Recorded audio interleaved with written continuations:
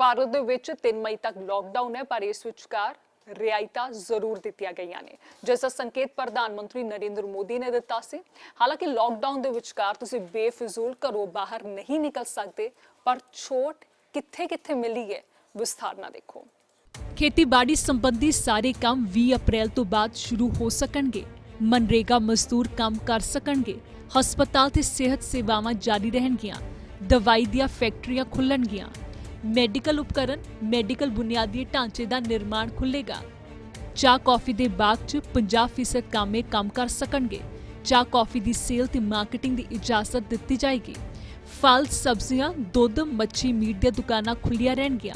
Highway ਤੇ ਢਾਬੇ, truck ਠੀਕ ਕਰਨ ਵਾਲੀਆਂ ਦੁਕਾਨਾਂ ਖੁੱਲਣਗੀਆਂ।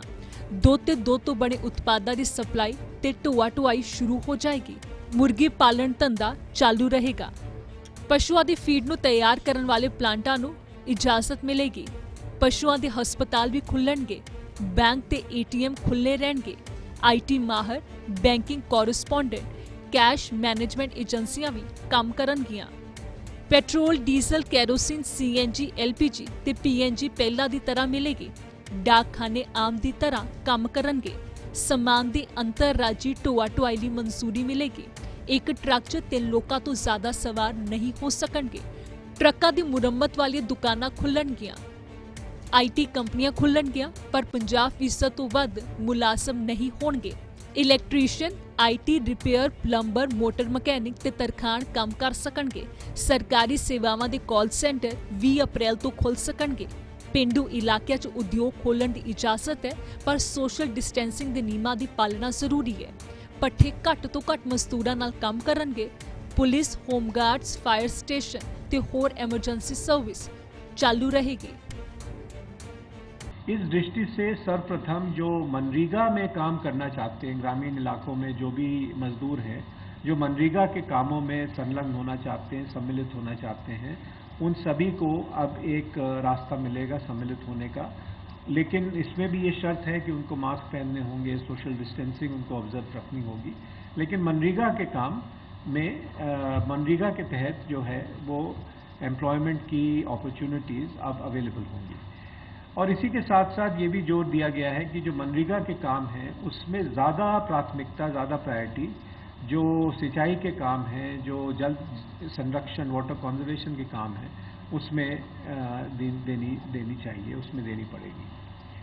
दूसरी बात है कि जो कृषि क्षेत्र है, जो हमारी पहले के गाइडलाइंस थी उसमें भी लगभग हमने पूरे कृषि क्षेत्र को खोला हुआ था। कृषि क्षेत्र में जितनी भी गतिविधियां हैं उसमें जो भी लोग संलग्न हैं, जो भी कर रहे हैं वो कर सकते हैं। ये इस तरह के दिशा निर्देश थे।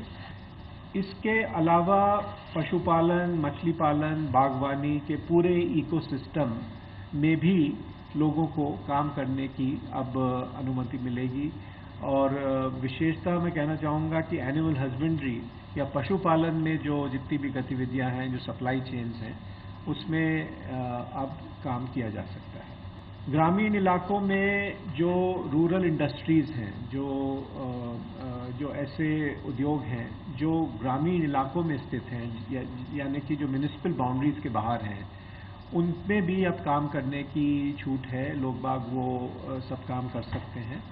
और इसमें फूड प्रोसेसिंग पे बल दिया गया है। फूड प्रोसेसिंग इंडस्ट्रीज़ जो है उनको उनमें अब काम करने की उनको अनुमति है। स्वास्थ्य का जो सारा, हेल्थ का जो सारा इकोसिस्टम है वो चालू है। उसमें कोई भी गतिविधि नहीं है जिस पर कोई रोक है। और ये बहुत अहम है इस आज के परिप्रेक्ष्य में, जब हम पूरा देश जो है संक्रमण के अगेंस्ट जो है ये लड़ाई लड़ रहा है। तो इसको भी हमने इन गाइडलाइंस में इस चीज़ को भी स्ट्रेस किया है। जो एसेंशियल गुड्स हैं, आवश्यक सामग्री हैं, उनकी भी जो सप्लाई चेन है, या जो दुकानें हैं, जो किराना की दुकानें हैं, जो नेबरहुड्स की जो दुकानें हैं, वो खुली रह सकती हैं या एसेंशियल गुड्स बेच सकती हैं, जिससे कि आम नागरिकों को किसी प्रकार की कोई समस्या ना हो। जितने भी औद्योगिक या वाणिज्यिक या और भी कार्य स्थल हैं, वर्क प्लेसेस हैं, वहाँ पे एक स्टैंडर्ड ऑपरेटिंग प्रोटोकॉल SOP जो सोशल डिस्टेंसिंग की दृष्टि से बनाया गया है और जो इन गाइडलाइंस के साथ संलग्न है, उसकी अनुपालना होना आवश्यक है।